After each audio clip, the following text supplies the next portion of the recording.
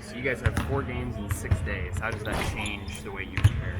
Well, it doesn't change anything. I guess the last 2 weeks we've had 2 games, so it's been more like a football schedule the way we've managed our team. We got a tough schedule coming up. Starting tomorrow, this team plays extremely hard. New Mexico State is the #1 seed in the Cayman tournament. It was a 2-possession game under 3 minutes. So their team's going to come in here and do a lot of different things. We have to come out ready to go, and play hard for 40 minutes, and then worry about the next step. But it's just one day at a time, one game at a time, one possession at a time, and hopefully we continue to get better. You notice any change at all? A little extra pep in the step coming off a win? Yeah, I did. I noticed the guys.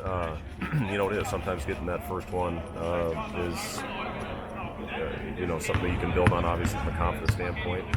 Guys have had great energy in the gym. I've seen a smile on their faces for the first time in a while, and that's when our guys go out and play best. When you go out there and you think, and you worry about where that next shot's coming from. Things have a tendency to go in the wrong way, but when you go out and play with confidence and fly around and play with great effort, good things tend to happen. So it was a good week for us, a good week of practice. I do think it's a team that has more confidence right now based on getting that win and getting it behind us. So hopefully we can, have a great week ahead of us. Starting with tomorrow. Again, need to play with great effort, coming right out of the gate, and hopefully continue to build some momentum.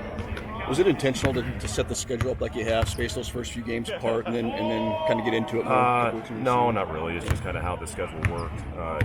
We put the schedule together pretty late in the season. As far as the summer and into the fall, even put a couple of our last games together. So it's just kind of how it worked out. You guys are a couple games in. I feel like everybody's healthy. Everybody's doing good. Yeah, we do a lot of things here. Back when I played, just went out and practice. Now you got these recovery tests and heart rate monitors, and you can plan accordingly with how the guys' bodies are recovering. And we've had a good week of recovery. We've gone hard. We've had really good hard competitive practices this week, and again, hopefully that carries over into the game tomorrow. Are you worried at all about the wear and tear on the players' bodies during such a high offense? No, I'm not. I'm not worried at all about their bodies. In terms of going fast, Gervais said that you guys aren't quite going as quick as you want. What specifically do you need to see? Well, we're showing flashes, and certainly that first 20 minutes the other night against South Dakota State was exactly how we'd like it to be for 40 minutes. But it's something we've worked on as far as getting out, throwing the ball ahead, when we can get deflections and get that ball off the rim as opposed to taking it out the net. Good things tend to happen. When we threw ahead, we were very efficient in our offense the other night against South Dakota State. But we need to sustain that. We need to have 40 minutes of it, understand what is giving us an opportunity to be successful on the offensive end. And the more easy baskets we can get, obviously that builds confidence. We did shoot the ball better. From 3 percentage wasn't great, but we hit 3 of them right on the line. Those 3 go in, you actually shoot a pretty decent percentage. So, just continue to go out and build the right habits. And, whether things are going great or you're going through a tough time, you have to be constant in your approach. What have you seen from Monte in the first couple of years?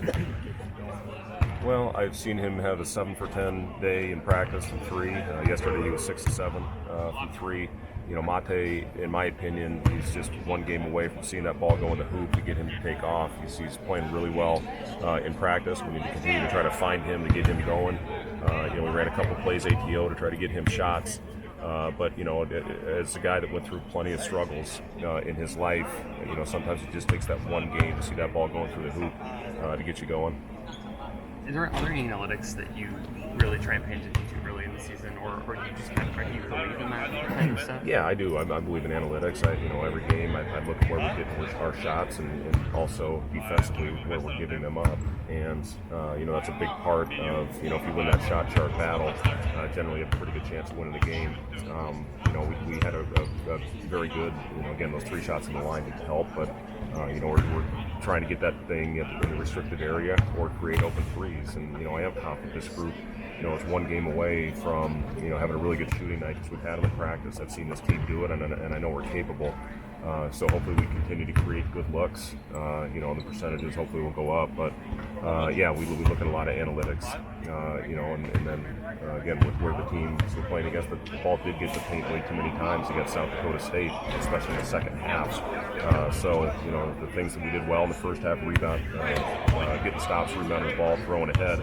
We didn't do as good a job in the second half because most of the time we were taking the ball out of the net. What have you seen out of Gervais and just how he's adjusted from the JUCO level? I think Gervais doing really well. He had 18 shot attempts in the game against Southern Utah, and didn't get as many the other night. But I thought he did a lot of other things well. His defensive intensity was off the charts. He had a big possession where he got a deflection, denied the ball in.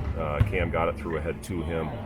But he can impact the game in a lot of different ways. He's a guy that can rebound. We're asking him to play a spot he's probably never played before. He's playing the 4 position for us, but he's very versatile, especially on the defensive end. He's an athletic kid. He can get downhill with the ball and into the paint, and I think he's really adjusted well. I don't think we'll talk to you before you guys leave the camera. Other than winning some games, what are you looking for in those 3 games? I'm really going to miss you when I'm on this. I'll miss you too, man. I'm just looking to continue to take steps in the right direction. Hopefully continue to get better. We'll be playing some good opponents, and we haven't had this stretch where we played a lot of games in a short amount of time. And when we get back, to have the 3 road games at Georgia Tech, at Creighton, and at Indiana, the schedule's going to be a monster. So this hopefully will prepare us for that. But we just got to go out again and take it one game at a time, one possession at a time. You mentioned you got waivers for Delano and Derek to go on a trip with you. Why isn't Shamil included in that? Shamil's going as well. Okay. Yeah, Shamil's included. The question, the preference is those 2 are registering. If they were sitting out, they couldn't travel. But that's the waivers are because Shamil's still going through the process. He can't travel. There you go. Gotcha. You want to take over? So there's no update on Shamil's. No. Yeah. All right. Thanks, guys.